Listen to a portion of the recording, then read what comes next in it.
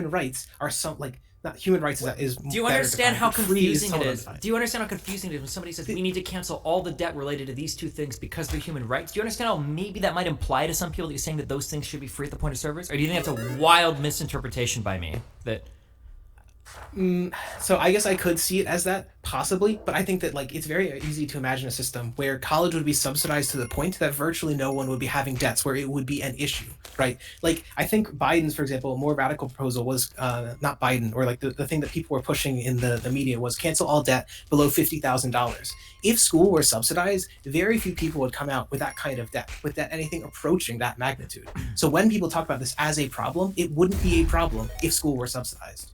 That's the way I think about this. sure, I don't disagree with any of that. If somebody were to come out and say we need to provide more accessibility or access for people that can't afford to go to school, or no one in the United States shouldn't be attending a higher education institution because they don't have the money for it, or things like college, university, or community college, or whatever, it needs to be accessible to every single student in the United States. These are all things that I agree with. But when you say cancel all student debt, it's a human right, it feels like you're implying way more in that statement than just like accessibility for everybody. It seems like but maybe that's just not fair for me. I don't know. I feel like I read so much of this universality. Maybe I'm getting brain fucked by that Medlock guy who's like keeps spamming universality for the solution to every single fucking problem in American society. But I don't know. Like it feels like these more.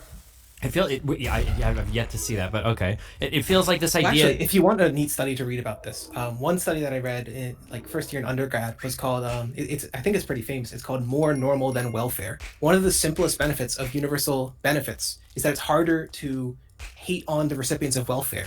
And another extremely famous study is that one of the reasons America has a smaller welfare state than other places is because white people don't like to give money to black people who are disproportionately poor, and so they try to tear down the welfare state. There are these benefits to universality just in the human or political advocacy route. I Even above and don't beyond. disagree that there are benefits to universality, but you've also got the massive drawback that you need 50 times the funding in order to make it work. When you make something universal for every single person, you're not bringing in any private money into that institution anymore, then that thing becomes 50x times more expensive in order to fund, and it becomes a much fucking harder political battle, meaning that the only things that you can pass universal are things that are universally popular anyway. So I don't have stats on hand to demonstrate the administrative costs of some of these programs, but I have been told, I have seen some studies on specific programs, like specific welfare I remember it was a really famous thing with drug testing, that drug testing is notoriously expensive and the amount of people that gets off of welfare is extremely small. I know that. Because I've looked at those studies, but that's not means testing. That's drug testing. Well, it's a form of means testing, No, right? oh Means my God. This isn't trying to penny or something. Means literally is trying to find the needy poor, and so some people don't consider those who use drugs to be the needy poor. It's the way the conservatives think about I it. understand that. Right. Generally, when we talk about means testing, we're usually talking about money, not whether or not you Sure, do no, drugs. I agree. The reason why specifically I would limit that to money is because money is way easier to means test than administering a drug test. For money, it can be as easy as give me your social security number, authorize me to look at your taxes, or provide a copy of your tax returns, and bam, your means are tested. As opposed to drug testing, which requires a whole infrastructure to fucking do. I'm familiar with those drug testing things. When conservatives tried to cut off welfare to poor people and they did drug testing, it was a horrendous fucking waste of money because drug testing is expensive and it's a stupid idea anyway. That's way different than income means testing. So again, I don't have the stats on hand, but as I understand it, part of the big welfare reform in the United States in the 90s was this shift towards workfare. And so a whole bunch of welfare programs are now tied to you seeking work and proving that you meet these work requirements. How do we check that people met these work requirements? Well, you've got to file it with the social worker. Well, you've got to file it with the agency. There's this these added levels of paperwork. I don't know that it's true that the amount of paperwork that you would save from a shift to universality is sufficient to pay for the cost of the program, but it could be that the additional costs we're talking about for many of these programs, which are relatively small in terms of budgetary impact, aren't so large that the political advantage that we would gain from spending $1 billion extra on food stamps or something by just giving it to your rich uncle in I don't know, the gated community or whatever, that this outweighs the benefit. I don't. The problem is, I don't think people I'm pretty sure it is literally a 50 or 100x increase in funding. If I've got 100% of a population that I've got to pay for, as opposed to 20%, with 50% chipping in the entire cost, the difference in money that you're going to need for this is massive. It's not like the difference between 100 million and 200 million if it's universal. It'd be 100 million and $10 billion. It would be a massive difference in the types of funds that you would need to raise for this. Possibly. So again, I just don't have the stats on hand. I can't answer this question empirically. So Sure. I can't prove this. I mean, like if I saw your yeah, tweet like 5 minutes ago. So sure, I understand. Like it would be a bit more complicated to do it. And the only reason I'm making these arguments is because I know that the UK education system wrestled with this. But like, if you have 100 people, well, like, if you imagine your head, if you have like 100 people that need something, if like 40% can pay for it, 40% can pay a little bit, and 20% can't pay at all. If you try to raise $10,000 for every single person, you have to raise so much more money than if you have to raise just enough money to cover that bottom like 20 people and a little bit of the 40 in the middle, and then the top 40 are still paying money into that system. Like, it's so much more. So one of the relevant questions here, and this isn't directly about the program, but it's about funding for the program, is the argument is that you can, if you simply raise taxes on the rich to account for that increased cost, and then you then directly give, especially if it's a cash benefit, that cash back to the rich, it's hard to argue that this is like, basically the argument is, let's say that you raise taxes such that it accounts for this, but the actual distribution of money also goes to the rich such that it's not like a huge distortion. So there aren't like some big econ meme arguments that it's going to like distort the economy.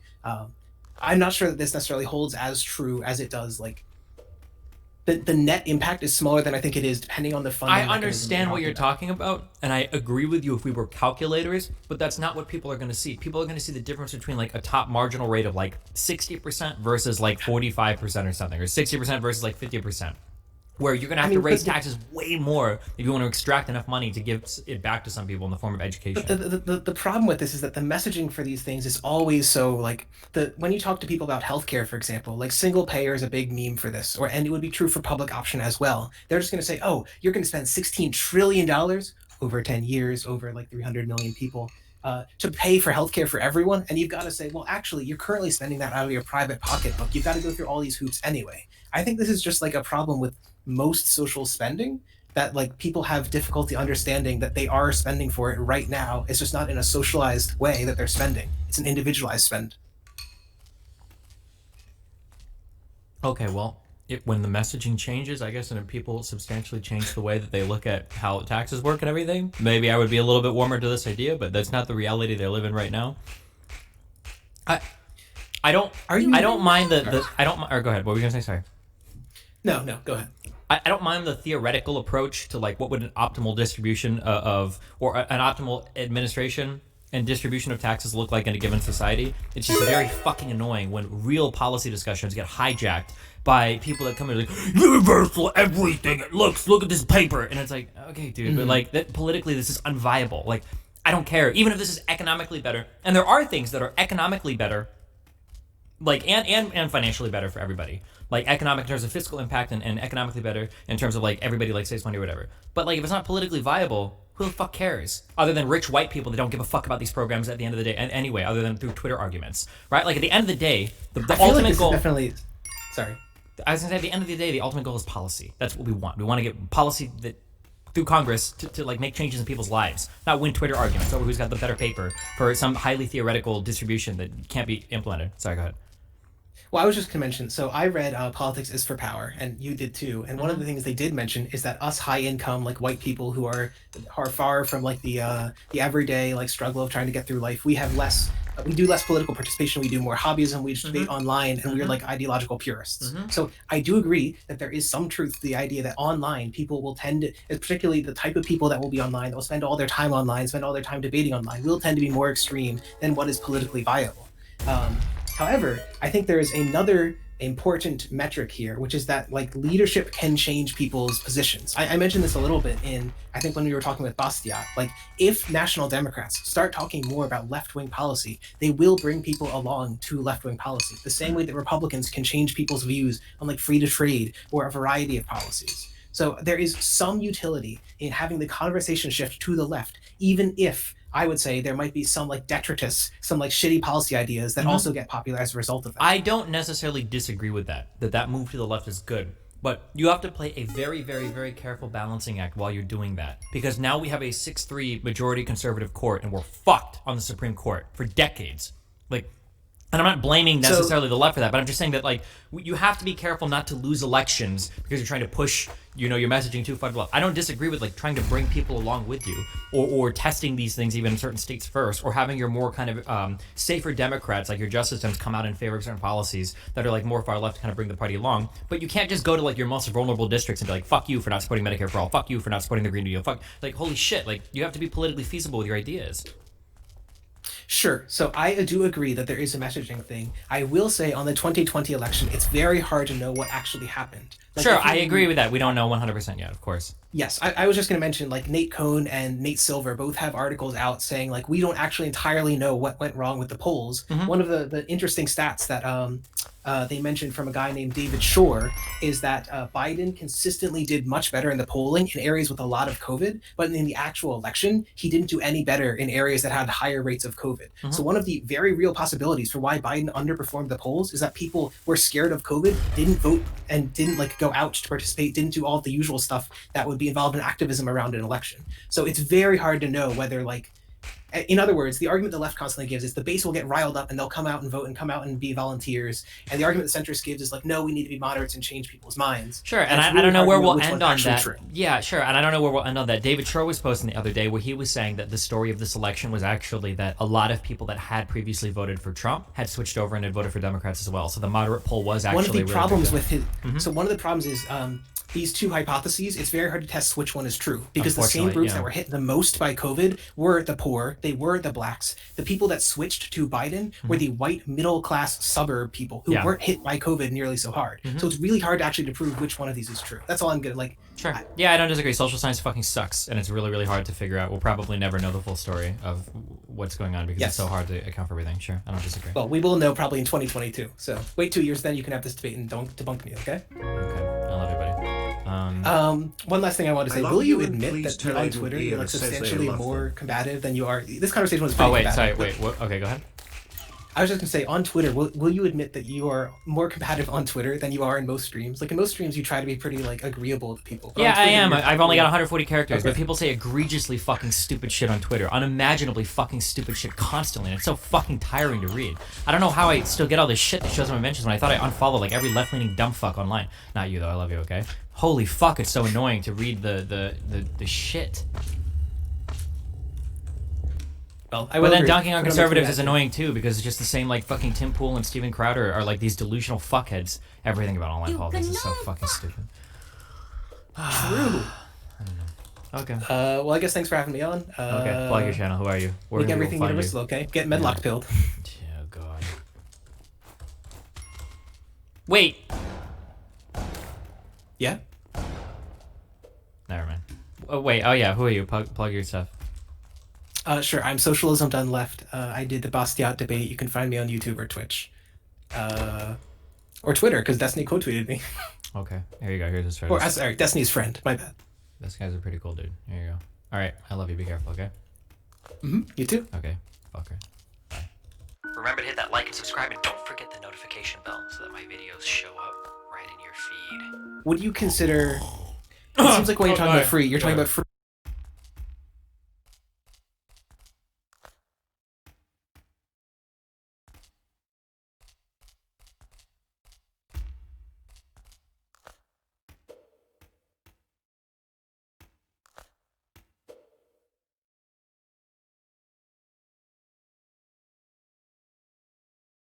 What is the point of the press conference? I have no fucking idea. Well, no, I'm sorry. I understand the point. The point of these press conferences is to maintain public support on President Donald Trump's side. That's what the point of these conferences are. Like, realistically, they're, like, it's all rhetoric.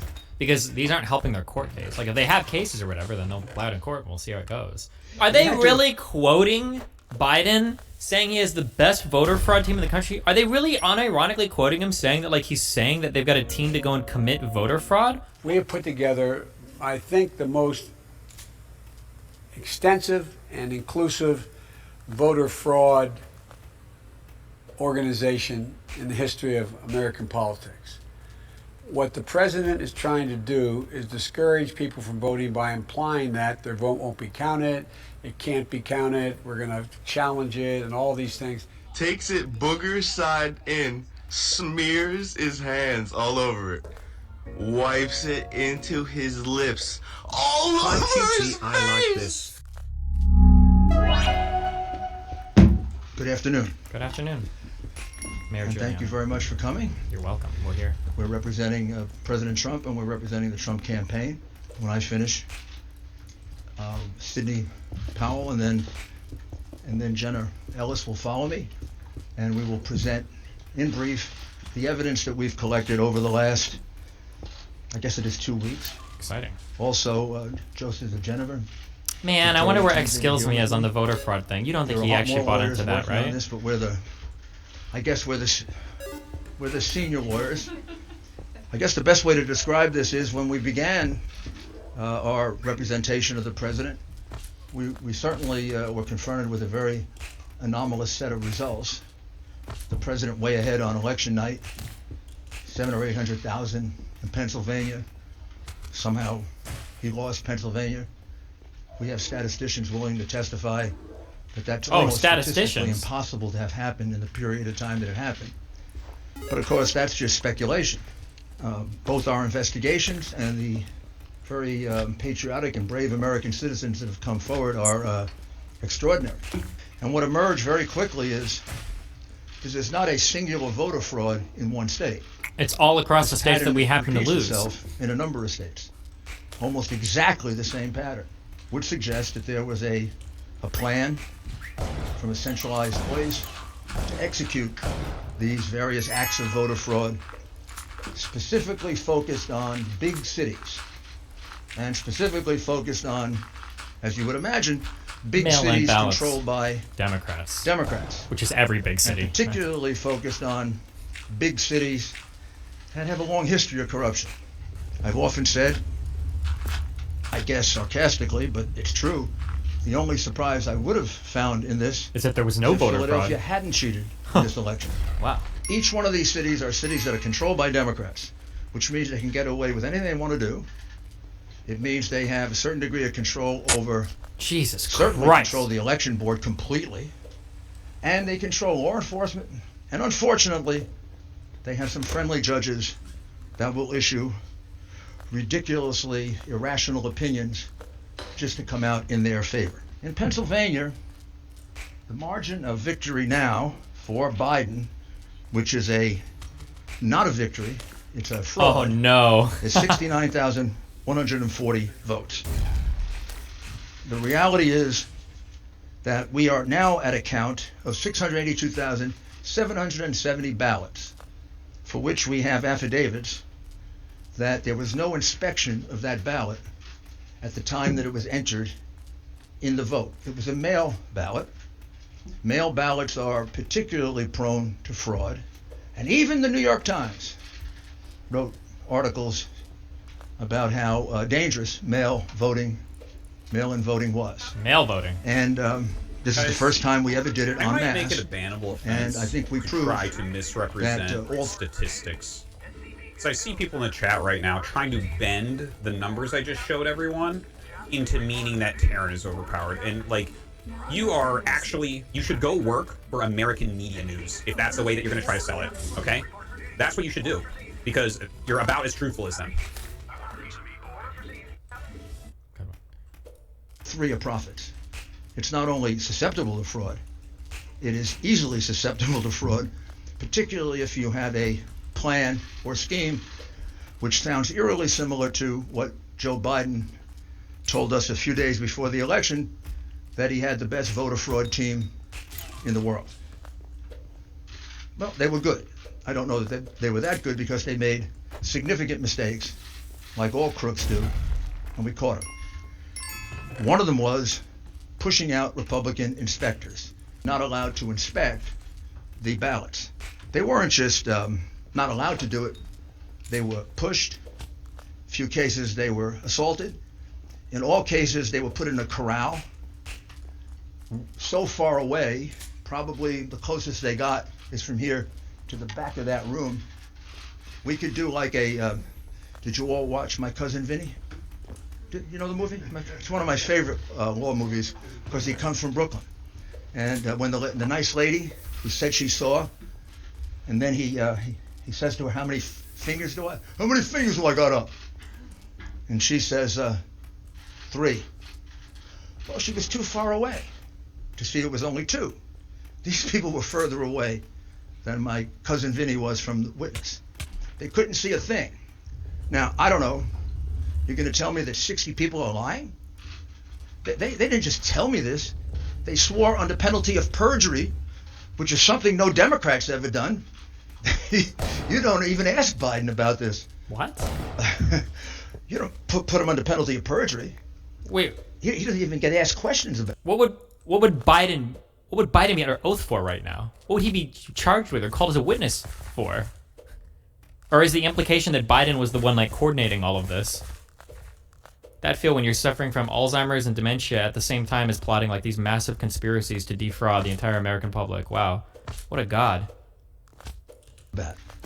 He doesn't get asked questions about all the evidence of the crimes that he committed. Counting ballots improperly, counting them 3 and 4 times, having people vote 3 and 4 times, changing and backdating ballots to the point of at least 300,000 illegitimate ballots that we can specifically identify. The margin in Michigan was 146,121, and these ballots were all cast basically in Detroit that Biden won 80-20. So you see it changes the result. What is the point of the press conference? I have no fucking idea. Well, no, I'm sorry. I understand the point. The point of these press conferences is to maintain public support on President Donald Trump's side. That's what the point of these conferences are. Like, realistically, like, it's all rhetoric. Because these aren't helping their court case. Like, if they have cases or whatever, then they'll file it in court and we'll see how it goes. But, like, realistically, this is just a show for the American public to try to drum up support for Trump's side. That's all this is. Of the election in Michigan, if you take out Wayne County. So it's a very significant case. That is being raised in the case of Costantino versus the city of Detroit. Not by us, but by an individual plaintiff. We are helping and assisting in that case, however. And you can find all the affidavits that you want filed in that case.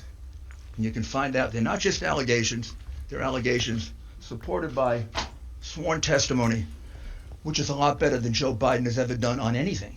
He doesn't answer questions, much less give you sworn affidavits. Under the law of the state of Wisconsin, Orange is out? already decided, Orange is out, blue is out. there's no application for an absentee ballot. The absentee ballot is thrown away. This all happened in 2 places in Wisconsin. Didn't happen in northern Wisconsin. Didn't happen in Republican Wisconsin. Didn't happen in neutral Wisconsin, where there are an equal number of Republicans and Democrats. It happened in a place where the vote was 75, 80% for the Democrat. You take away any number of those, and that 20,000 lead Vanishes. disappears. In other words, if you count the lawful votes, Trump won Wisconsin by a good margin. Indeed, if you count the lawful votes in Pennsylvania, he won it by about 300,000 votes. Wow. It's a lot of votes. Also, in the Hundreds of lawsuit filed in thousands Wisconsin, of illegal which votes. is really a petition because of their procedures, there were no inspectors provided for the count of the illegal ballots. There were numerous backdated ballots. We're just counting them now, run over into the thousands. And there were many precincts in which there was an overvote. Now let me explain to you what an overvote is, which is something you should have explained to the American people, because it's about the clearest circumstantial evidence of massive fraud that you can have. An overvote is 200% of the people who are... Holy shit! I looked at this during when we were doing D&D. I don't know if somebody noticed my eyes randomly pop. I was just curious what our about like we were hitting 200,000 cases a day. I didn't realize we had almost 2,000 people dead yesterday. This is the high. Oh, I'm sorry. It was not. It was oh wait. Oh god, it's 2 days. Oh no, fuck. I was like, oh no, it went up, but no, this is 2 days in a row. This is our we haven't seen deaths like this since like April or May. The last time we had deaths this bad was like in May. Holy shit. And remember, your deaths are going to trail your confirmed cases by about like 10 to 14 days. So our cases are like still rising. Let's see, we hit this similar peak on the 13th, about 6 days ago. So for at least the next week, we should be expecting like around 2,000 deaths a day, 1,500 to 2,500 deaths a day. 4,000 deaths in 2 weeks? Oh, you mean per day? Yeah, that's insane. Holy shit.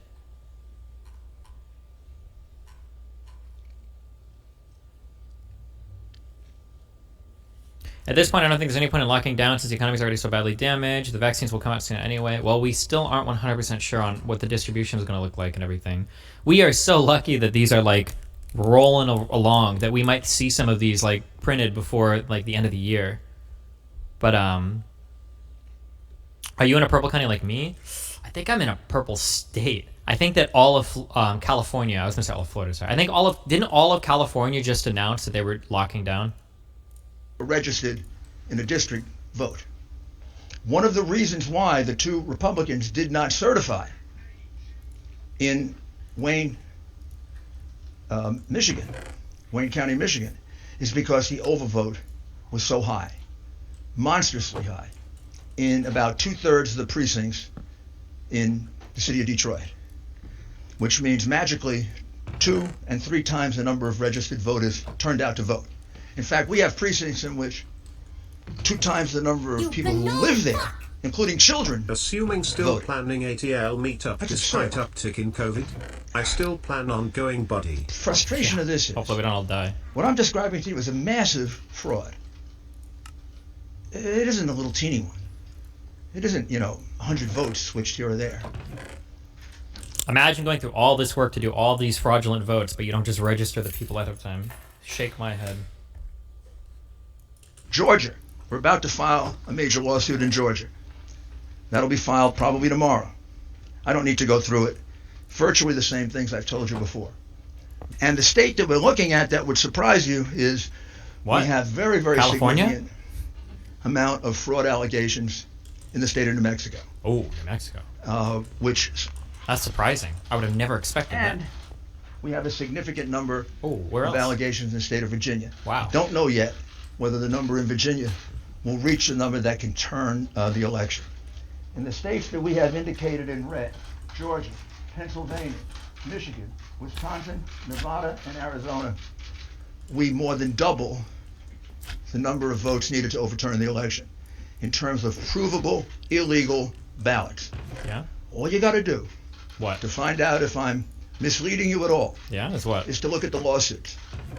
Which one? Look what's alleged. Look at the affidavits. Oh, well, if you've Maybe got we can affidavits, supply you more basically affidavits. win. In order to do it, I have to get permission from the people.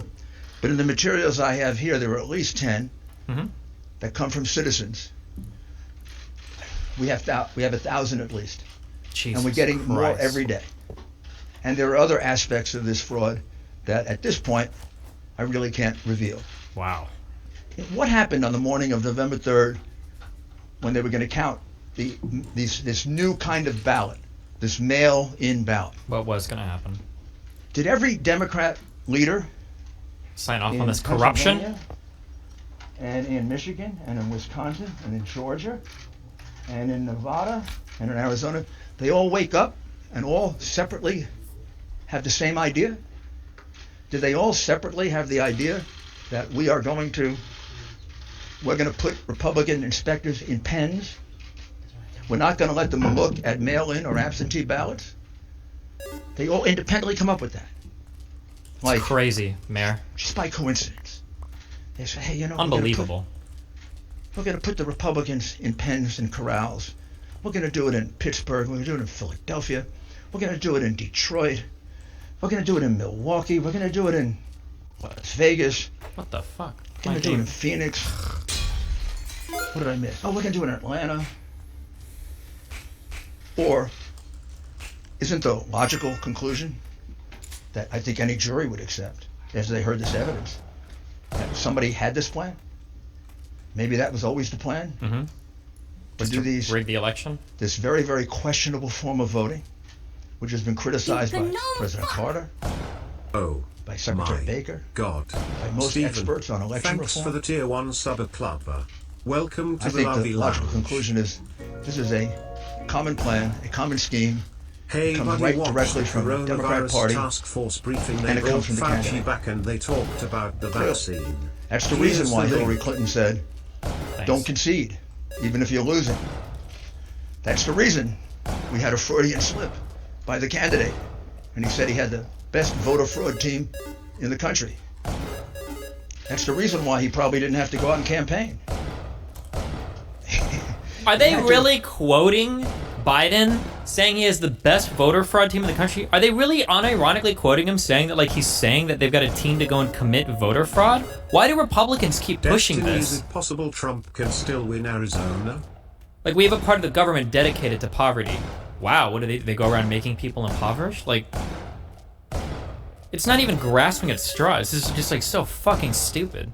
Have known what they were going to do. This had to be planned in advance. I'm kind of checking. Did they go, to the same contractor to get the corrals to put the Republicans in? And this is a disgraceful thing that was done in this country. Probably not much more disgraceful than the things these people did in office. It's a deep fake video of Biden supposedly saying that. Wait, is it actually a deep fake? I thought it was just him talking about, like, a commission to look for voter fraud or whatever.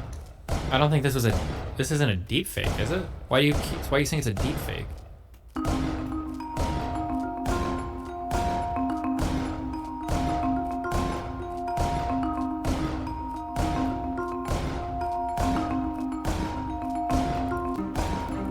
Did it where we had put together, and you guys did it for our the President Obama's administration before this. We have put together, I think, the most extensive and inclusive voter fraud organization in the history of American politics. Why would you listen to that and think he's talking about, like, people to commit voter fraud? What is that? Why would you think that?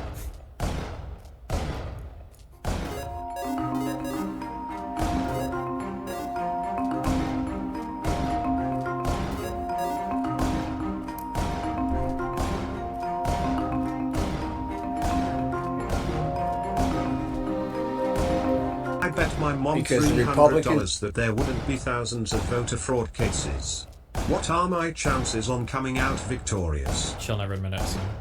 They're doing everything they can to make it harder for people to vote, particularly people of color to vote. So go to iwillvote.com. Secondly, we're in a situation where we have put together, and you guys did it for our the President Obama's administration before this. We have put together, I think, the most extensive and inclusive voter fraud organization in the history of American politics. What the president is trying to do is discourage people from voting by implying that their vote won't be counted, it can't be counted, we're going to challenge it, and all these things. If enough people vote, it's going to overwhelm the system. You see what's happening now. You guys know it as well as I do. You see the long, long lines in early voting. You see the millions of people have already cast a ballot. And so don't be intimidated. If in fact you have any problem, go to, and I don't have the number, but it's 833-DEM-VOTE. The letters DEMVOTE. Call that number. We have over 1,000 lawyers, over 1,000 of them will answer the phone if you think there's any challenge to your voting. Go to 833-DEM-VOTE. Dial those letters on your phone. That will get you the assistance that we I feel like he literally got LSF clipped. have already put in place.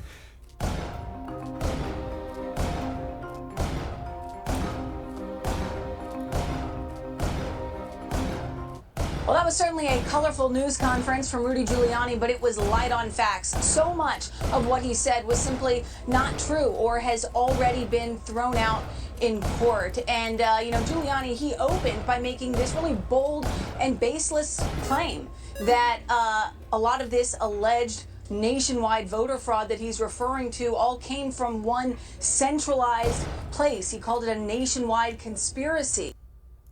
And yet he failed to provide any hard evidence to back up that one specific claim, especially when you're dealing with a claim that really cuts to the core of our democratic process. Now, in Pennsylvania, Giuliani continued to claim widespread voter fraud in Philadelphia, even though he has already said in court, and I quote, "This is not a fraud case." So what he's saying in public, not under oath, is different from what he said in court. Moving on to Michigan, where the Trump campaign dropped its final federal lawsuit just this morning after 2 Republican canvassers in Wayne County say they now want to rescind their votes to certify the election.